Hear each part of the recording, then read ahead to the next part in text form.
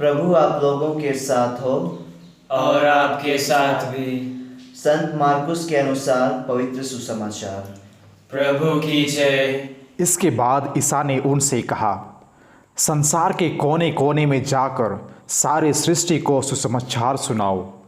जो विश्वास करेगा और बपतिस्मा ग्रहण करेगा उसे मुक्ति मिलेगी। जो विश्वास नहीं करेगा वह दोषी ठहराया जाएगा। विश्वास करने वाले ये चमत्कार दिखाया करेंगे। वे मेरा नाम लेकर अबदूतों को निकालेंगे, नवीन भाषाएं बोलेंगे और सांपों को उठा लेंगे। यदि वे विष पिएंगे तो उससे उन्हें कोई हानि नहीं होगी। वे रोगियों पर हाथ रखेंगे और रोगी स्वस्थ हो जाएगा। प्रभु ईसा अपने शिष्यों से बातें करने के बाद स्वर्ग में आरोहित कर लिए गए और ईश्वर के दाहिने विराजमान हो गए। शिष्यों ने जाकर सर्वत्र सुसमाचार का प्रचार किया। प्रभु उनकी सहायता करते रहे और साथ साथ घटित होने वाले चमत्कारों द्वारा उनकी शिक्षा को प्रमाणित करते रहे। यह प्रभु का सुसमाचार है। ख्रिस्त की जय। ख्रिस्त में मेरे प्यारे भाइयों बहनों, माता पिताओं एवं प्यारे नन्हे मुन्ने बच्चों, आज हमारे कैथोलिक कलीसिया प्रभु यीशु मसीह के स्वर्गरोहण का पर्व मना रही है। ईसा मसीह के पुनरुत्थान के बाद वे अपने शिष्यों को कई बार अलग अलग समय पर अलग अलग जगहों में दर्शन देते हैं और अपने कहे हुए शब्दों को याद दिलाते हैं। यूहन्ना 2:22 में हम पढ़ते हैं, जब वह मृतकों में से जी उठे तो उनके शिष्यों को याद आया कि उन्होंने यह कहा था, इसलिए उन्होंने धर्म ग्रंथ और ईसा के इस कथन पर विश्वास किया। ऐसे ही हमारे पास कई घटनाएं हैं जिसे अपने शिष्यों को और हमें भी अपने कथित घटनाओं से सच्ची एवं हकीकत को प्रमाणित कर देते हैं, हमें विश्वास में दृढ़ बना रहे हैं।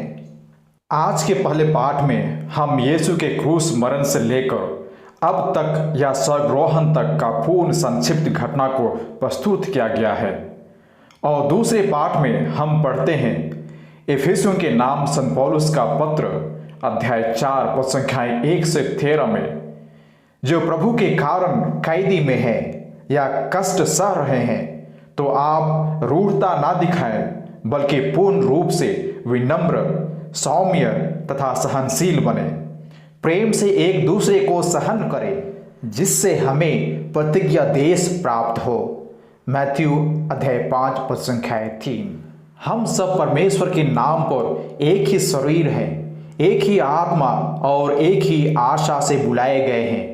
एक ही प्रभु है, एक ही विश्वास और एक ही बपतिस्मा, एक ही ईश्वर पर श्रद्धा विश्वास एवं उन्हीं की आराधना एवं स्तुति महिमा गान करते हैं। क्यों ना हमारा जाति भाषा रीति रिवाज अनेकों हैं पर हम ईसा मसीह के नाम पर एक हैं। रोमियो के नाम संत पौलुस का पत्र अध्याय 12 पद संख्या 5 में, उसी प्रकार हम अनेक होते हुए भी मसीह में एक ही शरीर और एक दूसरे के अंग हो जाते हैं। कितना ही सुंदर वचन है आज का दूसरा पाठ। वह पहले पृथ्वी पर उतरा अर्थात वह मनुष्य बनकर इस धरा पर रहे, तब लोगों ने उन्हें धरा से ऊपर क्रूस पर चढ़ा दिया जिससे वह संसार का पाप उठा सके। जब उसने संसार का पाप अपने कंधों पर उठा लिया तब परमेश्वर ने उन्हें संसार और क्रूस से भी ऊपर स्वर्ग उठा ले गए। अब वह अदृश्य हो गए हैं लेकिन उन्होंने हमें अपना कार्यभार सौंप दे गया है।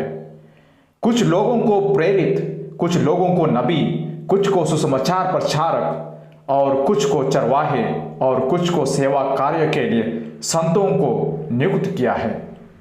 ये सब कार्यभार हमारे कैथोलिक कलीसिया में सालों से बनी हुई है, लेकिन सवाल यह है कि क्या हम दिए गए कार्यभार को हम सही तरीके से निभा पा रहे हैं। आज के सुसमाचार में ईसा का अंतिम वाक्य यह है जो इस संसार को छोड़ने के पहले कहा था, संसार के कोने कोने में जाकर सारे सृष्टि को सुसमाचार सुनाओ, जिसे संत मैथ्यू ने भी अंत में उसी शब्दों द्वारा अपने सुसमाचार को विराम देते हैं। यह हम ख्रिस्तियों के लिए बहुत ही महत्वपूर्ण वाक्य है, क्योंकि हमारे प्रभु का अंतिम इच्छा या लास्ट विश यही था। जैसे हम सबों ने मरने से पहले अपनी अंतिम इच्छा प्रकट करते हैं, वैसे ही ईसा का अंतिम इच्छा हम सबों से पूरी करने का आशा देकर गए हैं। सुसमाचार सुनाने का मतलब होता है यीशु के कार्यों को बरकरार रखना, उनके इच्छा अनुसार चलना, जैसे ईसा ने भी अपने पिता की आज्ञाओं का पालन किया है। यूहन्ना 15:10। जिस प्रकार मैंने तुम लोगों को प्यार किया है, उसी प्रकार तुम भी एक दूसरे को प्यार करो। आगे का वचन कहता है, जो विश्वास करेगा और बपतिस्मा ग्रहण करेगा उसे मुक्ति मिलेगी, जो विश्वास नहीं करेगा वह दोषी ठहराया जाएगा। सोचने से यह शब्द कितना गहरा मायने रखता है। पूर्ण विश्वास में बपतिस्मा ग्रहण करेंगे तो मुक्ति मिलेगी, नहीं तो दोषी अर्थात नरक मिलेगी। इसी बात को लेकर कुछ पारिस के युवाओं ने यह सोचा कि जरूर हम भी यीशु मसीह का कार्य को पूरा करेंगे, ईसा का राज्य को स्थापित करेंगे, लेकिन वो कैसे? कुछ लोगों ने सुझाव दिया कि हम खुलेआम ईसा मसीह का प्रेम को प्रचार करेंगे, हम उसके बारे में बताएंगे, हम मुफ्त में बाइबल बांटेंगे। सबों ने उस विचार से सहमत हुए कि हम हर घर जाकर हर व्यक्ति को बाइबल मुफ्त में बांटेंगे। सभी ने 50-50 बाइबल ली, लेकिन एक व्यक्ति ने 100 बाइबल लेने को पूछा। लोगों ने उस पर हंस पड़े, क्योंकि वह हकलाता था। वे कहे, क्या 100 पुस्तक चाहिए? उसने कहा, हाँ। सब बड़ी जोश के साथ अपने अपने रास्ते पकड़ लिए। बहुतों ने 50 में से 30, किसी ने 40 बाइबल बांटी, परंतु हकलाने वाला व्यक्ति ने 100 के 100 बाइबल आधे घंटे में बांटकर वापस आ गया। जानते हैं क्यों? उसने कहा कि मैं मुफ्त में बाइबल दे रहा हूँ, रख लो, नहीं तो मैं आपके लिए पढ़कर सुनाऊंगा। यह सुनकर लोगों ने खुद बाइबल लेकर अपने से पढ़ने का इरादा जताई। कहने का तात्पर्य यह है कि हम यीशु का प्रचार कई माध्यमों से कर सकते हैं।